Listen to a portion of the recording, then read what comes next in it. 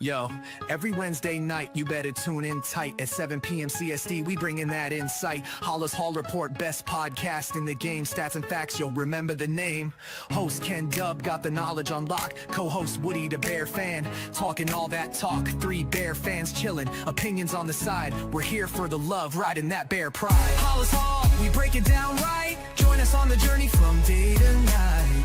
Blue and orange army taking over the scene. 2025's the year, know what we mean.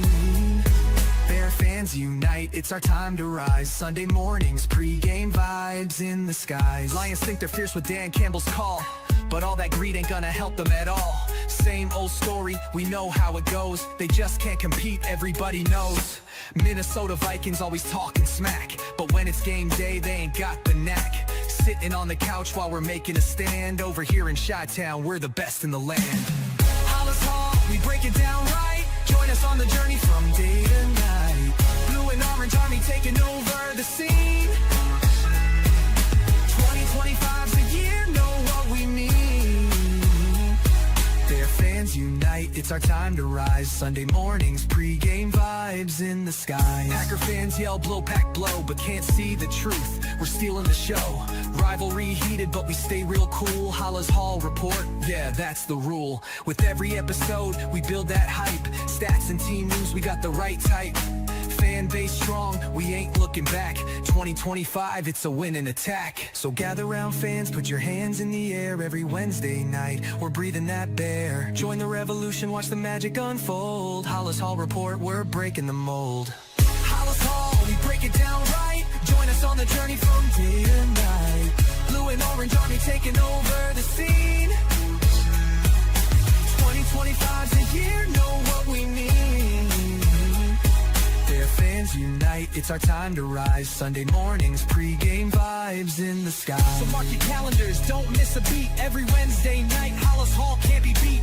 Stats, facts, team news on deck. Halas Hall Report, what did you expect? 2025, the Bears are here to stay. Blue and orange in the north, leading the way. Hey, good evening and welcome to another edition of Halas Hall Report, the Wednesday night edition. And of course, with me as always is someone else who has absolutely no comment or, shall we say, opinion on anything. It's Woody Bear Down. Good evening, Woody. How you doing, my friend? Well, Yankees suck, but what the fuck? That wasn't a strike. But anyway, doing all right. So, they had media day. We got to see pictures of the uniforms. Ooh. There was an OTA this weekend. Okay. I'm happy that they're doing practices. I'm happy that we're getting football. But for me, I think the bigger news I think we can start with tonight, Woody, is the stadium. Yeah. Yeah, see? It's looking more and more like it's going to be Arlington Heights, my friend. I don't know. I heard maybe it was clickbait. It said that was Arlington Heights is at a halt, so maybe that was clickbait. Yeah, the mayor of Arlington Heights has been trying to push it through, and they gave tax relief that the Bears asked. The Illinois legislative broke their session with no Bears bill for money for a stadium, so the state is looking like they don't want to put any money towards a new Bears stadium. We've been talking about this for what, 2 years now? And we'll welcome Broski to the stage. Has it 2 years? Only been 2 years? It's been 2 years already, hasn't it? It's been more since we bought Arlington. It feels like more. When did because wasn't who the hell? Was it Warren or Ted Phillips that was talking about it? Ted Phillips. Lay down. Say Broski. What's going on, guys? Say Broski. Just say yes. Asking Grok. The Chicago Bears finalized the purchase of Arlington Park on February 15th, 2023. For $197.2 million. So, yeah. There's our leverage. Over 2 years, 2.5 years now we're looking at or coming up on.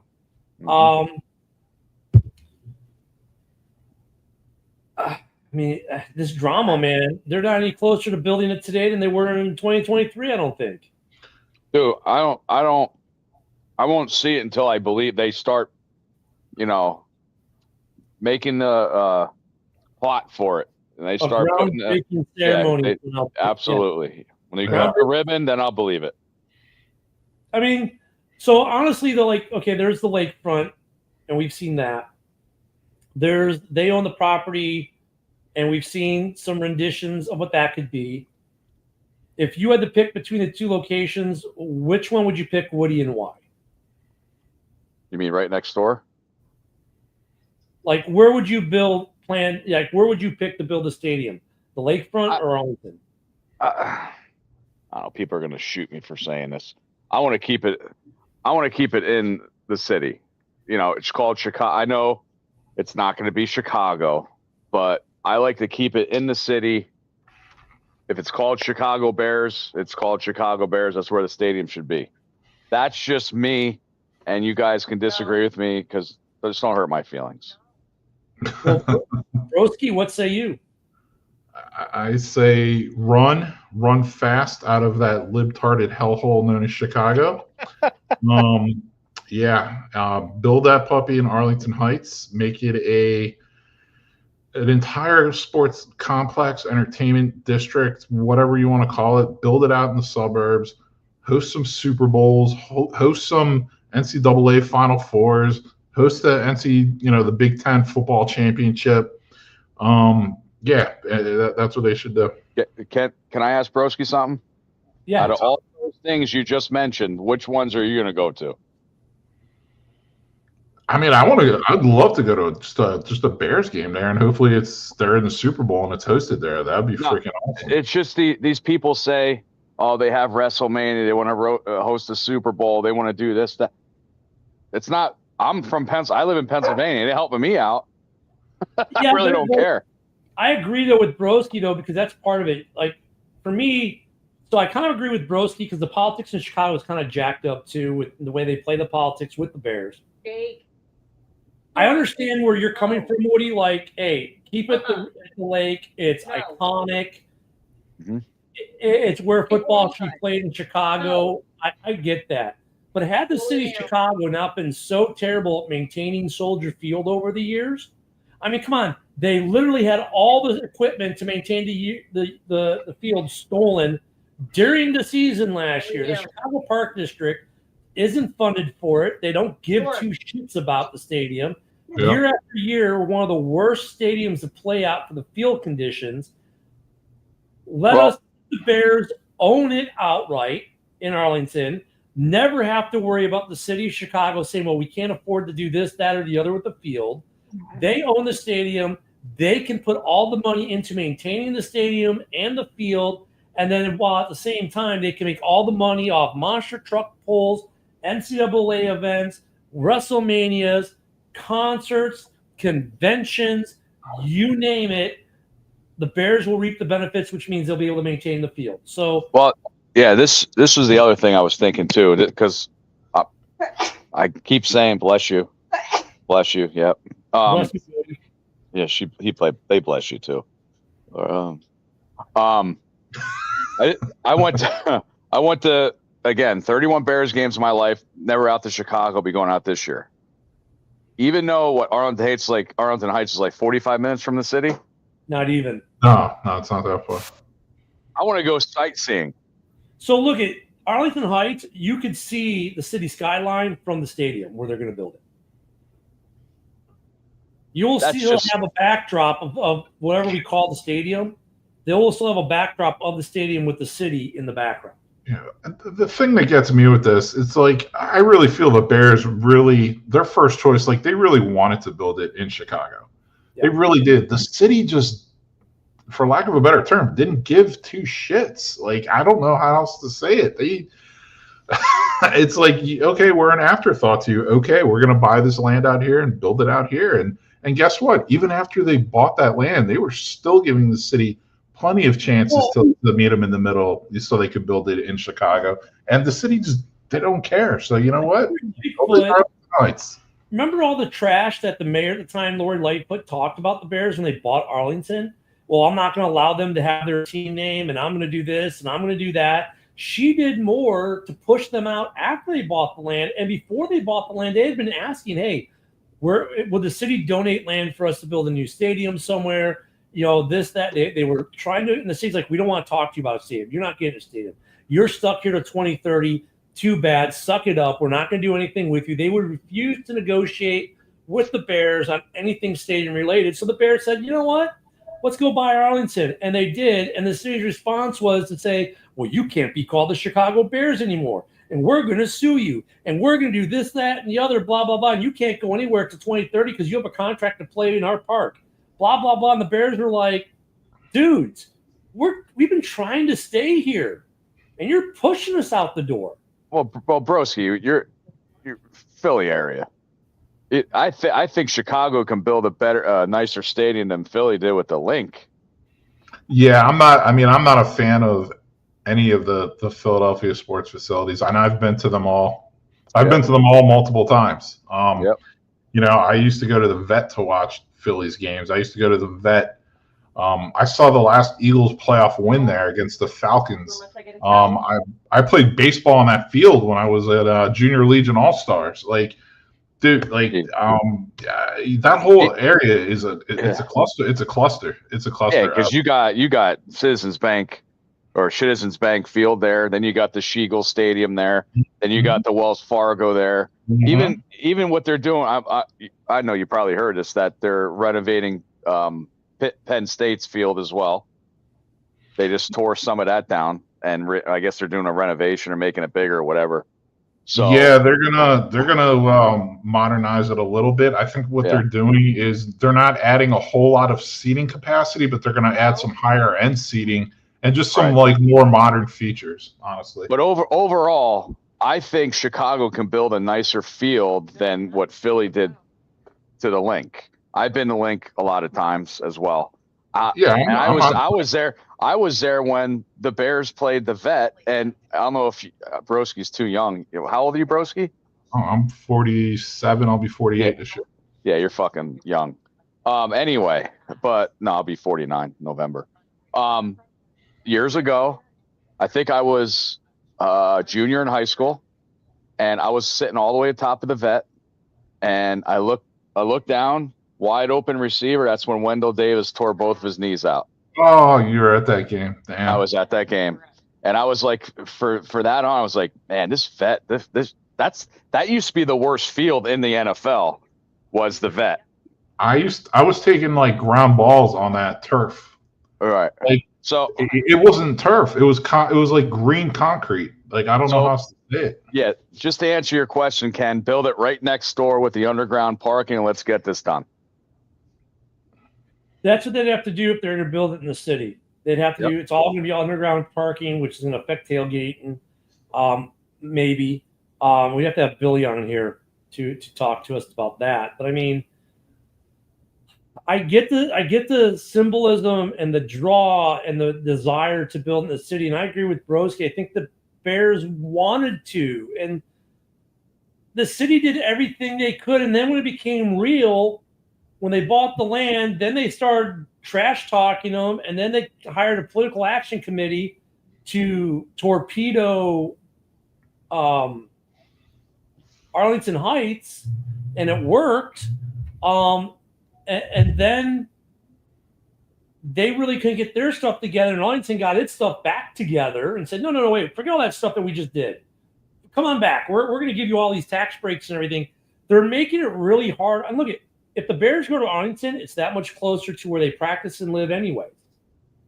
Yeah, and another point, I know, Ken, we've discussed this before, and it's, all those things we mentioned that they will be able to host in Arlington Heights. Guess who's been hosting all that for decades now? Lucas Oil in Indianapolis. You can't tell me that, Indianapolis should be beating out the city of Chicago, little rinky-dink, nothing town Indianapolis. Like, that's how bad of a decision it was to renovate Soldier Field. They should have done that. They should have built the stadium back then. But yeah, they need to do it. They just need to get this done. You could play at Soldier Field why you're building the new stadium, and there's zero effect to anything with the game day operations with the Chicago Bears while the new stadium is being built. No effect.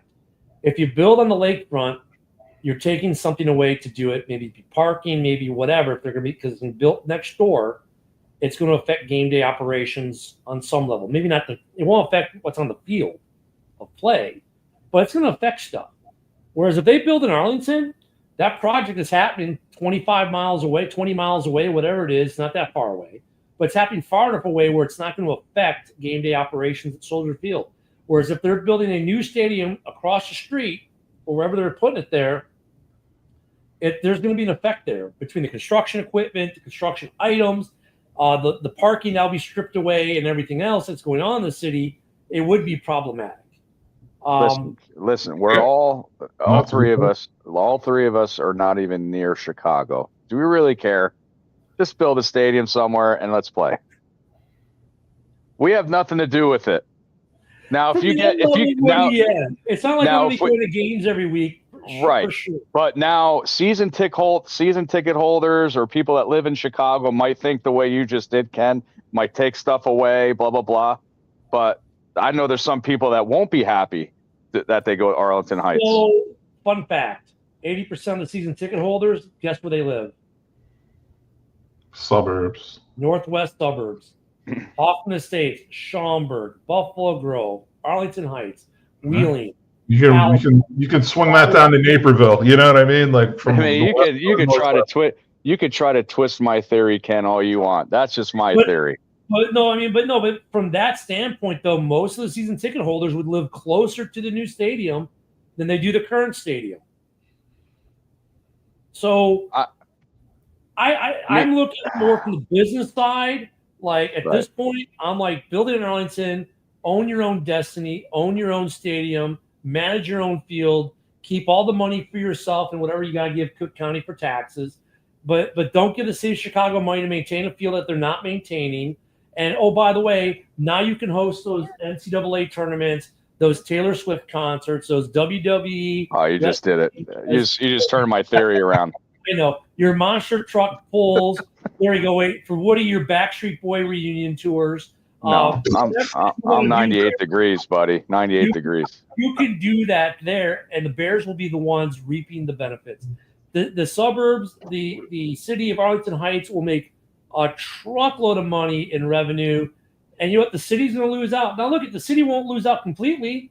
They'll still get some tourism out of the stadium because people will still come into Chicago, like Woody, to go see a Bears game, and they're still going to want to go see the Mag Mile, and they're still going to want to go see Navy Pier, and they might still want to go see Sue at the Field Museum, and they might still do some of that. Yeah. Is there a problem with New Kids on the Block? I don't know. You guys let them out.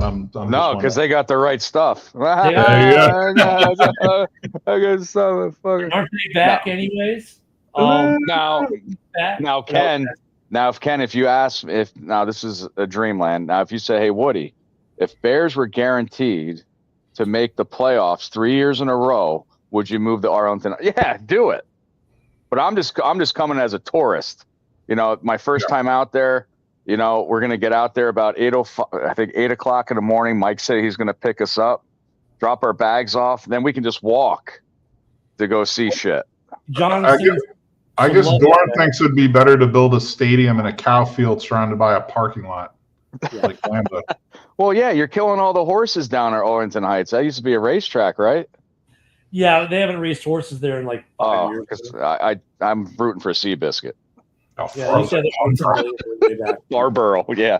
I mean, it does make sense, and of course, like, either way, they're not going to be open air. It's going to be a dome of some sort, which is fine. I wish it'd be more retractable roof but whatever. I get the limitations and the costs of that. On the maintenance side, get ridiculous. I understand what they're doing. Model it after SoFi. I'm just I think that would be the way to go. Bros, to be honest with you. What comes first, a real franchise? Well, we're in the same. Say, Broski, we're in the same thing as Green Bay. They need a new stadium and a real franchise quarterback, correct? They certainly do. Yeah, but if they build a new stadium, right? I heard they're going to lose like 10,000 seats if they turn those benches into seats. They need a franchise quarterback too, Woody.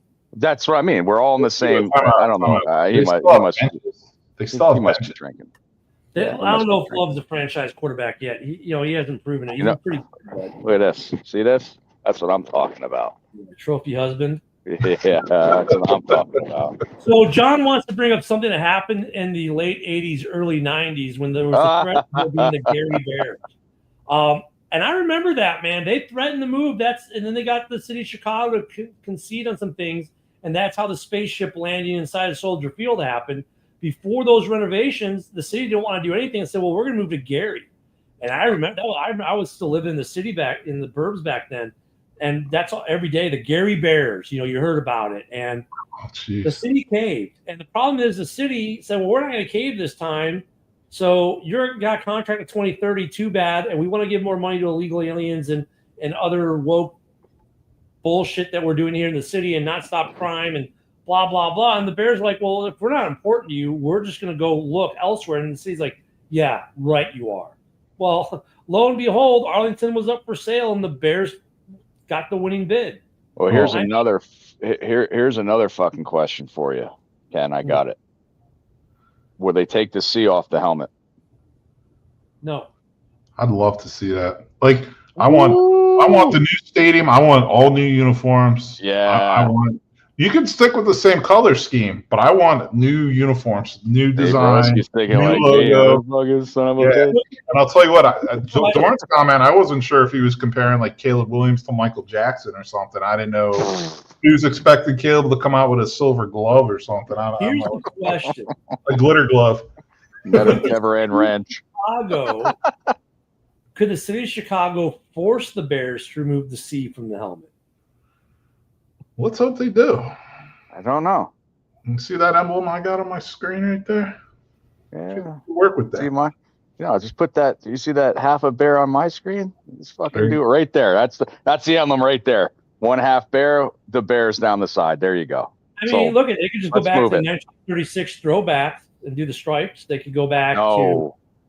No. Dude, I dig those uniforms. I'm not saying that would be my final answer, but I like those uniforms. I just got the Matt Forte jersey with the throwback. At one point, they did. At one point, the Bears did wear the on the helmet's always been a C, but the emblem Woody's got back there was the official emblem of the team for some time. I mean, they could put that on the helmet instead. Should be the face too. Then what is the city of Chicago? Could the city of Chicago force the Bears to rename themselves your Arlington Heights Bears? Oh, I'd be pissed.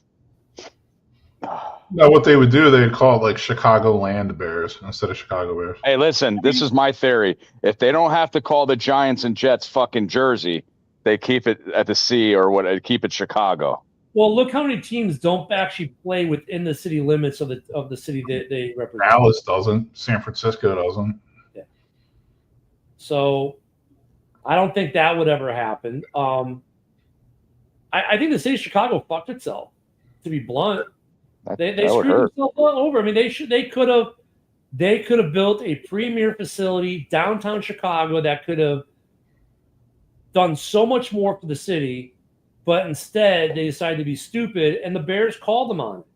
And now the Bears are in a position where they control their destiny.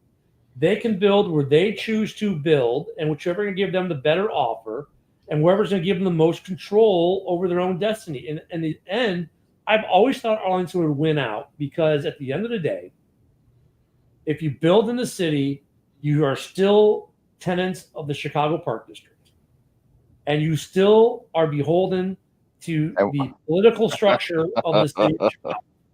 The name of the stadium is going to be the Virginia McCaskey Stadium. Oh, God. Very well.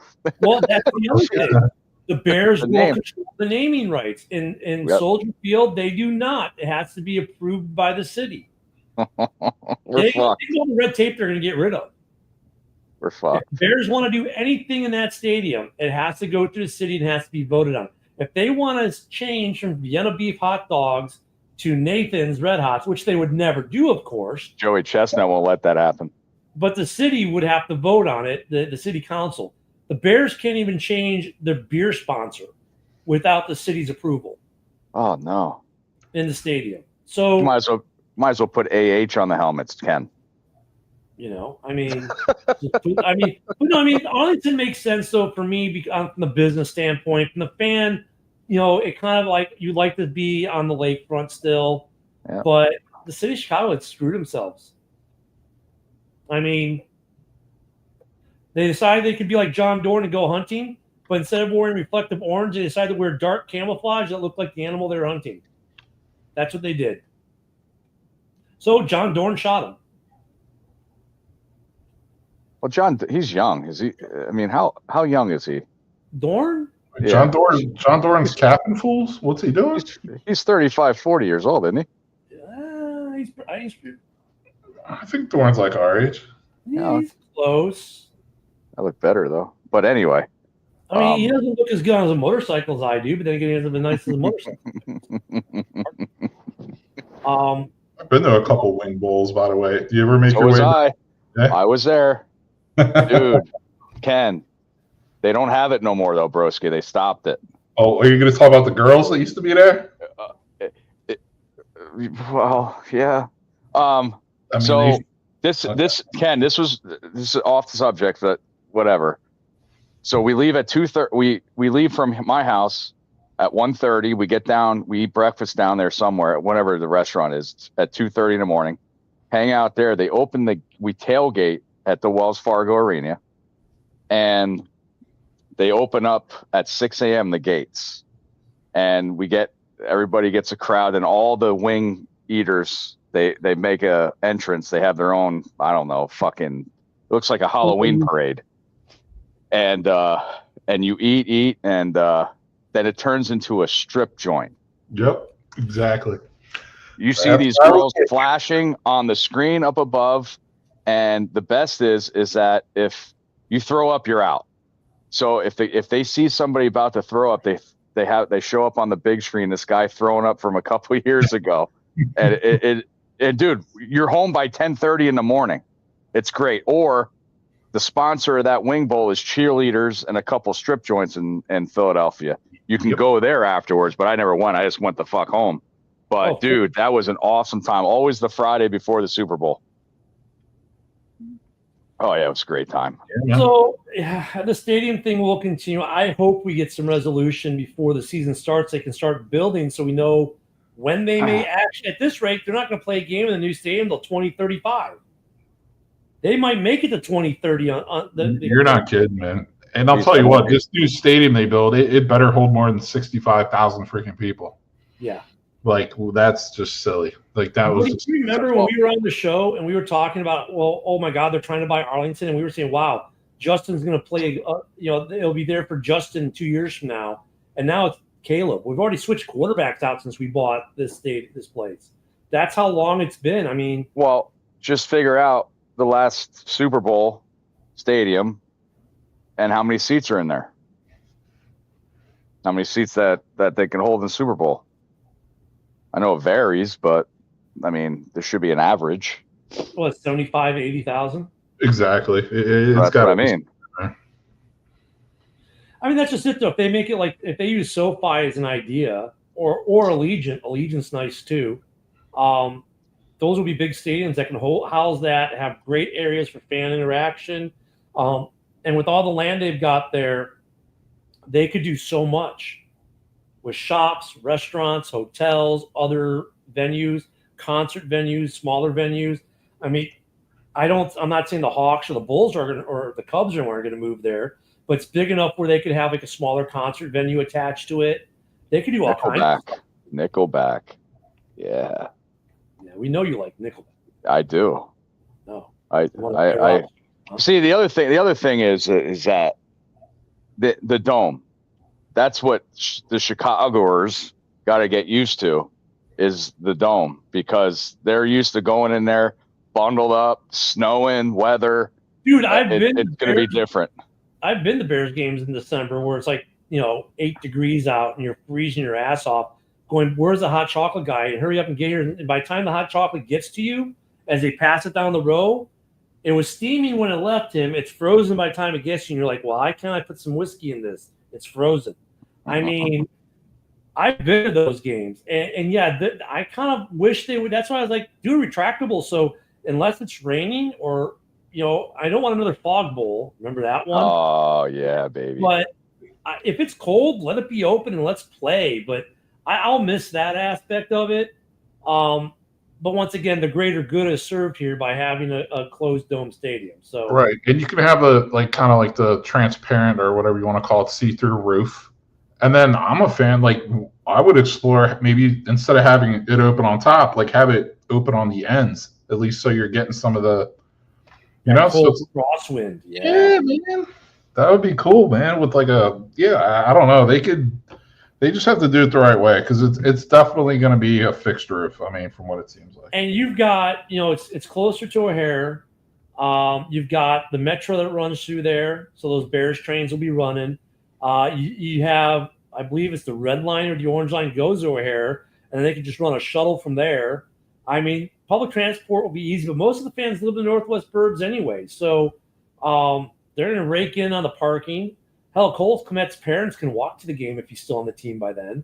I mean, because they live in Arlington. Might be retired by then. Might be a grandpa by then. Yeah, no shit. Jeez. So Social Security by then. I hope we get some definitive resolution as to we are building at location X and we are breaking ground on day X soon, like this summer, like before camp. That would be nice to have that kind of resolution in Chicago. It would be. So, Ken, you saying that I'll be going past Arlington Heights to get in Chicago? No, because the airport's just south of Arlington Heights. All right. Just you might fly over it. Oh, okay. You'll probably fly over it coming. I want to see all the horses race. Yeah, I mean, Arlington International Race Course is not far from O'Hare. It's like a 5-10 minute drive. Pretty close. Well, depending on which way you go, but yeah, it's not that far. It's in the general vicinity. There's some Portillo's right by. But yeah, I mean, when you go, go to Arlington Heights when you're there. Go. If you're renting a car, just drive out there. It's simple to get to. Yeah, that'd be nice. And then, then we got camp coming up. We got OTAs coming up. OTAs. Look at. I'm tired. And I think we all three of us are somewhat tired of the articles that come out during OTAs. I mean, let's face it. OTAs are what? Practice.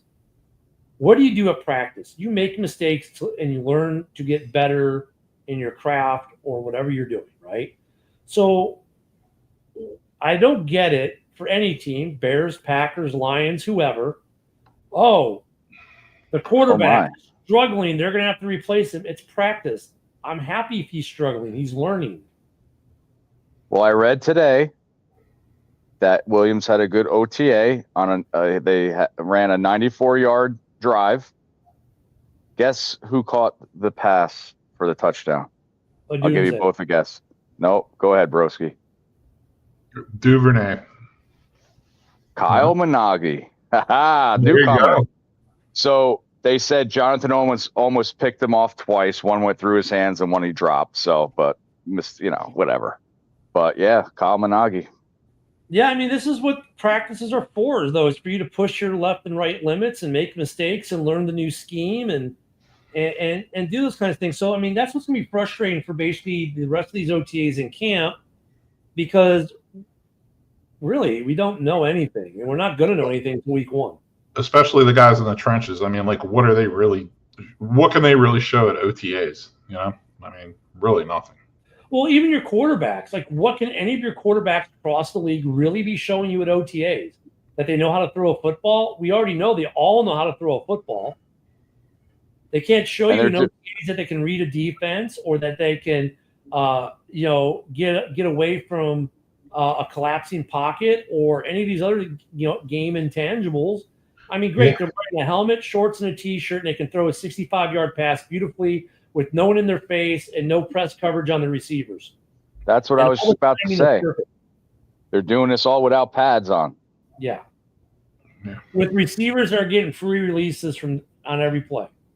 Wait till you hear me during preseason, how I just ignore it and refuse to watch it, and how I think it's I will actually make the argument that OTAs, you get more out of them than preseason. That's my thoughts on preseason. The first 2 weeks too. Wrong when it comes, and you know what, Bobrovsky, you're not wrong in terms of starters. For me, I look at the preseason as cool. We get to watch games again that are against other teams, not your own, and then you get to see future talent. What do my backups look like? How do my backups stack up against other backups? Do I have any of my backups who are just dominating the other team's backups where they might be a starter soon? I like it for that aspect, evaluating the second, third, fourth, fifth tier guys and seeing where our future talent is at and seeing how it's stacking up against like talent. I like that from OTAs because, let's face it, the playbooks are plain Jane. It's just skill versus skill. Yeah. No one's running anything fancy. So if your wide receivers destroying your second tier receivers are destroying their second tier corners, your second tier receivers might be okay. If your second tier corners are destroying their second tier receivers, that gives you a little something about your backups to know that their skill level is high. Depth. I like that. Yeah. But yeah, you're right, Broski. It's like, what are the starters are going to get? What, 20 snaps out of 3 games? Yeah, I'm curious to see how Ben Johnson approaches it. First time head coach. I don't know what he's going to do. So we'll see. So that's a good question, though. Okay, so let's ask this: do you think that Ben Johnson is an old school style coach, or one of these caring, sharing head coaches? I'm really not sure what to think this first year, honestly. I'm really not. I have no idea. I'm hoping he's an old school. You know what, starters? You think you're sitting? No, get your asses out there. You're playing the whole first quarter in game 1. You're playing two and maybe into the third in game 2. And for game 3 of preseason, you're playing at least a half. I want to see Ben Johnson be that coach. I would say old school is more like, like game 3 would be like almost a full game for the starters. Rehearsal, yeah, like old school. Yeah. Like, I want him to be that guy, not this, we don't want to show anyone anything. No, throw them starters out there, get those reps. Yeah, I understand the concept. It makes sense. It's just, I don't know. I think so many coaches get cold feet about it when it comes down to it because they just don't want to risk injuries. And, and putting extra stuff out there on film too that they really don't need to be sure. Well, wasn't the last preseason game last year, Caleb Williams only played a quarter and a half. If that. Barely that, yeah. Yeah, he looked like hell week 1, didn't he? Well, yeah, because Tennessee, all their defense scored all their points. Well, you got to remember, like, back in the day, they didn't show you the whole offense, but they'd show a piece of it, and the players would play a piece of the real. Yeah. I'll mention that in a second, JB. They would show you something, not all of it, but something. So they were playing within whatever that offensive playbook or defensive playbook was going to be for the season. They were utilizing some of it for the preseason. Now they don't play any of the playbook in the preseason, and also in week 1, all right, here are the playbooks. Let's go. I get it. You don't want to show anything on tape, but now it just doesn't work. It doesn't work. That's why week 1 and week 2 are so sloppy. No, I agree. It doesn't work, and I would actually say it pretty much goes to week 4. It's really noticeable. But see, it's big this year because the first 2 games are division teams. They are. And speaking of divisions, let me do this promo for JB real quick. Right after our show tonight, JB will be having his preview of the AFC North on the Motor City Roundtable. I'll be there. Ken Catalone, Packerback Ken will be there. I think we got like 12 or 15 people on this show tonight, so it's going to be interesting. That's going to be immediately following us on my X, on the Huddle socials, but not on the TV side. The TV side, Red Zone Rant will be on. And you can catch Red Zone Rant on all our socials as well, as far as YouTube and Facebook. So, there's that. Oh, and we're doing the NFC North. We're doing both the Norths. Yeah, I know JB mentioned it to me before. I don't know if he still wants me to jump on, if he still has room. But I like the AFC North. I like talking to AFC North. Yeah, I'm sure he does. If he doesn't, he'll let us know. But, I would think he'd want you to come on. I want to hype up my Peyton Manning, Josh Allen hybrid quarterback known as Will Howard. There you go. Yeah, I mean, I think this is the hard part of the season, and maybe it's because we're getting older, we're getting more jaded, and I don't find OTAs as exciting. I don't find the news coming out of camp that exciting nor credible. I think because we've been burned too many times. Yeah, I'm to that point. I mean, I'm just like fed up. Like, go out there and show me. Oh, see, there you go. He's running tight, but he can squeeze you in. JB So to me. you and I will both be making the trip over to the knee-biting land there with JB. We've been burned so many times, like Chase Claypool, like the media. Oh my God, this guy's making the most phenomenal catches and doing the most phenomenal things at camp. And by the trade deadline, we're like, we couldn't get rid of him fast enough.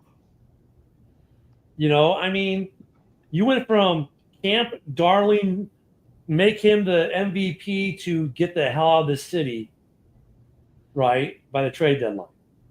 It's just, yeah, the comments, I mean, like, it's great for the folks who like to do the trash talk because it gives them some ammo to play with. I don't buy any of it. Yeah, it's great for the younger fans who don't know any better, you know, but They're homers. Yeah. So speaking of rumors, though, that some of the homers like to propagate, and some of these rumors might be true. There's still a lot of talk about a running back coming to Chicago. Still linked. Says he wants to sign a contract closer to camp, and that's Nick Chubb. We've talked about it some. Do you think the Bears would be smart to sign Chubb? Seeing what we've seen already in OTAs with Mwangi. But is it worth to spend the $3 million on Chubb in July, right before camp, and to bring him in for a season? Yeah, you kind of know my thoughts on it, but just to kind of add to that, like, I kind of think it's funny how he wants to try to dictate like when he gets signed too. If they were gonna sign him, I would have liked to see him get him in as soon as possible. Honestly, like, I don't know. I'm a hard pass on Nick Chubb myself, but like I said, if they were gonna do it, I think they should have done it already. That's my 2 cents. Yeah, some of these older vets, they like to sign right before camp, so they don't have to do OTAs, and they can do their own thing to condition. Yeah, that just makes me feel like they're hiding something. You know what I mean? Like they're really just trying to squeeze that last payday out, sucker a team into it. What do you think, Woody? You know my answer. I said it many times. I like our running back room. I want to see how our running backs that we have on our team right now deal with this new offensive line that we're having. We don't need to go out and pick somebody else up. Yeah. I'm out of Nick Chubb. That's a good point. He's got like $14 million in cap. I'm not against it. Because if he can even be half of what he was, it's going to be value add. I'd almost look at the money and say, what can I do to strengthen my O-line further depth-wise, especially at center and right guard? But there's not much out there. And the Lions are looking right now, too. So that market's going to get expensive because the Lions are looking. Some other teams are still looking. The Lions signed somebody like right before the show. Did they? Yeah, they signed some bum. Some guy who played. If I was the Lions, I'd start Glasgow at center. They have to. Well, that's what most of the Lions fans are saying is, we're gonna go with Glasgow, and it's like, okay. They signed Tristan Colon. He's like a play any position interior lineman. He played a little bit with the Ravens, played a little bit with the Cardinals. He's kind of like a Ryan Bates kind of scrub, like, honestly. By the way, Ryan Bates was held out of OTAs as well because he's like Nate Davis 2.0. Like, when's he ever going to be on the field? Tristan Colon, they signed offensive lineman, and he played for Arizona the last 2 seasons. Starting 11 games over the last 2 seasons as an interior lineman for them, and before that, he was with the Ravens and the Jets. And and he's projected to be a backup with the Lions. So he was low money. Yeah, they may bring him in to be a starter. Plus, So if you're Lions, that's what you got to do. You got to just flood your team full of guys and hope one of them sticks for the season. plus they signed last week? They signed Zach Cunningham as linebacker. Isn't he like 50? Not quite as old as us yet, but he's getting there. Nope.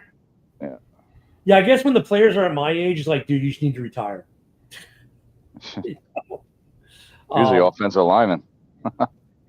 I mean, I worry about our depth at the line though, and Broski and I have said it. Like, what if Dahlman goes down? He's only played one season. Yeah.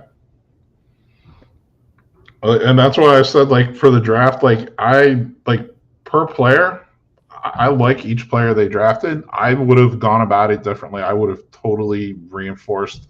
Like, I would have stuck to the trenches. I would have drafted offensive line, defensive line, hardcore. I would have got a defensive end early. I would have gotten a center within the first 5 rounds. I would have drafted a safety instead of going the undrafted free agents. Yeah, can't really argue that. Like I graded all the players, and that linebacker from Maryland that we signed, I said that was a D-. Yeah, that was a strange pick. I mean, they targeted a guy they liked, and they just said we're going to take him here. So that's the interesting thing, though, with the way the teams do their scouting and decide who's going to be on their boards and who isn't, because they all have their regional scouts, and these guys go to lots of games, and they can track on a player a lot harder than any of us do, right? Like Broski, if he watched a lot of Nittany Lions games, well, yeah, he knows the guys, but he's not watching UCLA or Boise State so it's harder because USC. You can look at game tape. Watch those guys now, man. They're in the Big Ten now. Don't forget that. But There we go. But you know what I'm saying? Even within the Big Ten, you're not seeing all the guys. You're not keying in on these guys from U of I as much, or maybe Wisconsin, as some of these scouts are. So it's interesting. We look at, well, why does the scout have him ranked so high? Like, what are they seeing that we're not? A lot. That's what it is. It's just interesting to see what those arguments are like when they're looking between, let's say, 2 tight ends. How do they decide which scout wins it? I hear you. These guys have metrics beyond metrics beyond metrics that we don't even look at.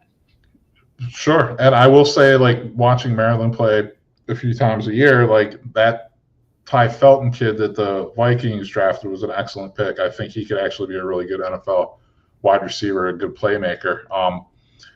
The linebacker the Bears drafted from Maryland, I mean, he's played a lot of football in the Big Ten. The guy does. He flies around, man. He's a little, tackling machine. He's a guy who flies around out there. He's fast, man. He's athletic. So, I'm not saying it's a bad pick, but it's just not the route I would have gone. Well, I mean, there's another piece of Broski to this too, and that is, hey, I got Broski and I got Woody both available to me. Which one fits my system better? Oh, I mean, that's a win-win situation. I'll start off. Yeah. But then I'd be a quarterback right off the bat. Broski is faster than Woody. He's got better hands than Woody. But Woody fits my system better. You know what I mean? Plus, Woody's better looking. I mean, that's what it is. Yeah, I'm like a Jay Cutler. I know Woody. I know I'm guaranteed a good cup of coffee. But no, I mean, that's the other piece. Those people don't look at the tight end situation. Like Broski, we all, hey, we're gonna go tight end first round, and we get a tight end, just not the one that we thought. And why is that? Well, because they believe that Colson fits what they want to do better than the other guy does. Guess what I found out today about that pick? What? That McVay and the Rams are trying to trade up like 20 spots to draft Colston Loveland. Huh. Wow, him and Higbee. That'd be a good duo. It's not like he's a slouch. I mean, the kid, and look at, we obviously scouted the hell out of him. I mean, Ben Johnson's been right there to see him play at Michigan. He fits the, maybe he fits. He might just be a better player than what we realized. What they said is that Loveland. This is what I understand. Just tell me this. Loveland, they said Loveland's the better receiving tight end, but they say Warren's the best all-around tight end. I don't understand that, because if a tight end is the best all-around, that means he's best all around. But they're saying Loveland is a better receiving tight end. Like maybe out of 10, there are 10 boxes, and maybe it's 6-4, and that's why he's the better all around. He's a more fluid route runner, is what it is. He runs routes more wide receiver like. He gets in out of his cuts a little bit better. He's a little more fluid, like just running routes. I want Warren. Warren brings so much more than just that to the table. He's really a unique player. But Loveland, is just honestly, like he reminds me of a slightly more like athletic Greg Olsen. We'll see what happens down there in Indianapolis with them, because that's where he went. Next, Dallas Clark. And he's you don't have Peyton. You don't have Peyton throwing him. They picked him up at what number did they pick him up at? 14. 17? Yeah, 14. It was 14, yeah. And here's the thing. The Rams weren't trying to move up 20 spots to get him. I'll tell you, yeah. But Warren, to me, is kind of like a unique player. Like, he really could be kind of like a one-of-a-kind player. He has some very unique skill sets. Like, literally, he could be your short yardage running back. Like, he's really – and he's such a fiery, pissed-off player. He's great, man. He's a great player. So you say if they put him in as a fullback, he won't fumble like Kramer did? No. You know what, though? My bad. They counted that fumble against Caleb, if you go back to the stats. Dude, not only will he not fumble, he can actually throw passes. So, speaking of other draft picks who are gaining some noise in Chicago, Ozzie Trapillo. Yeah. A lot of noise on him. They like him to be the left tackle, it looks like. And we kind of said that, probably would. And they're not down on Braxton Jones either. They're about keeping Braxton and Ozzie and just like, look, we're solid at the tackles. We got 3 super solid tackles if we run with those 3 guys. Yeah. The only thing to that is like Braxton's kind of down on himself, like, because he's not ready to be on the field yet. And He might not be to start camp or even the beginning of the season. So, amen to having a 6'8" left tackle. Like I've always wanted like a tall left tackle. Like a left tackle should be some tall, lean, athletic dude, and that's what Trapillo seems like he is. So, and he doesn't have short arms either. They're not like crazy long, but yeah, they're not short. And the kid can move. Like he's 6'8" and he can move and he can anchor. Which is something with Trapillo and Tooney there, I think the left side, the blind side, is good. The right side, not that Jackson. I don't think last year he had injury, but the other 3 years in Detroit he was solid. That's why he got the big contract in LA. Yeah.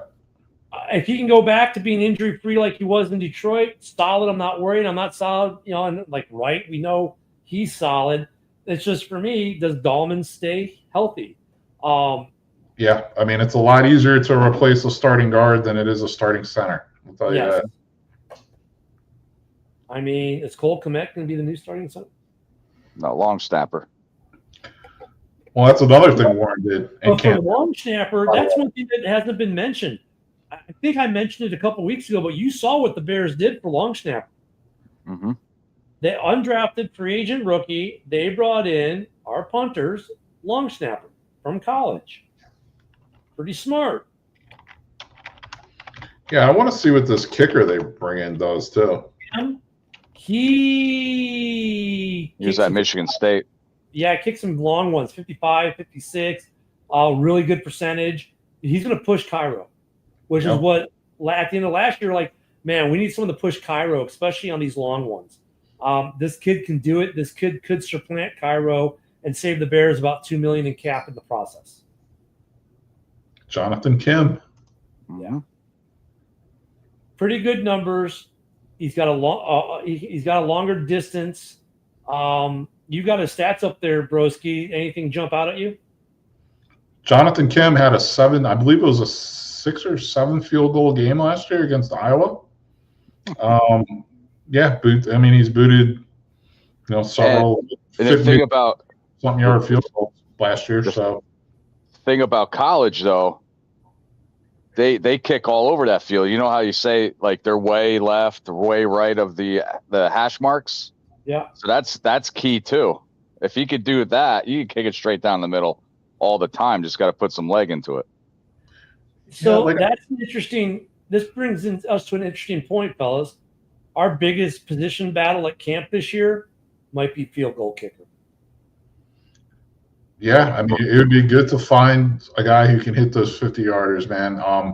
Santos has served his purpose. I even called him team MVP 2 years in a row. And you know what? It just comes that time. I mean, Ken, I know you bring it up. Just watching that Texans game last year, holy crap! Seeing what's his face boot those 350+ yards. Yeah, like they're nothing. Like just knocking them out. Like 56 yards, easy. And I'd like to have a guy like that. You know, I really would. He had the most. That was the difference of the game, was those 55-yarders. He had the most all season long, Fairbairn, of over 50. Incredible. I mean, that's really incredible. Like, yeah, would like to have a kicker like that, or at least someone who has the capability of doing that. You know, I mean, that was the difference of that game, is having a guy with that capability. So I agree with you. Cairo served his purpose. I love the guy. He brought stability when we needed it to that part of the game. But the fact that this Bears team is at a point where the biggest controversy could be who the field goal kicker is a nice thing to be in. We're not worried about who the starting wide receivers are going to be, or running back, or tight ends, or DBs, or any of that. It's like the big position battle is kicker. Wow, I like that. It's a nice place to be sitting at. I mean, look at the roster now compared to 3 years ago when I would look at it and be like, this is not an NFL roster. We don't even have NFL level players at each position. Now it's like, honestly, I feel every starter on both sides of the ball is at least a legit NFL starting player at each position. Now, the depth might not be there at every position, but this is really the first draft that the Bears can pick the best player at 10. Yeah. Yeah, they weren't picking based off of a dire need. It was based off of what do we really want to do.